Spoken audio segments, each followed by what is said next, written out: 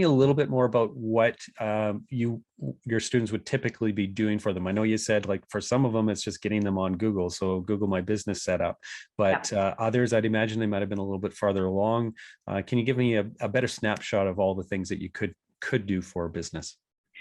We had a list of what we were calling like our digital triage kit. So it was like, as we saw it, and with some help from Digital Main Street, what was the most important thing that a business needed to have, to not what's least important by no means, but what are those luxuries that we were able to help businesses with? Because like you said, some businesses were on various areas of the spectrum as to how they had their digital business set up. So like you said, we would do Google My Business.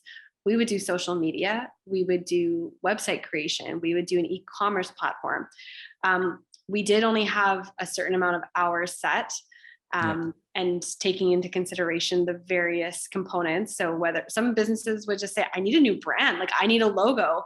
And so we would spend our time doing that. So like I said, we'd have that assessment, we'd have that conversation with the business. And then between that conversation, the student would work out a little bit of a game plan, make sure the business owner was okay with that game plan. And then the role of the student was to implement that game plan. Ideally, the business owner would come along for that journey to learn. So that way, you know, we're not just, what's the phrase? We're taking the horse to water.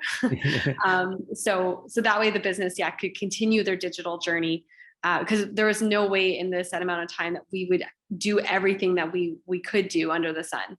And so we saw many different types of businesses apply to be part of our program.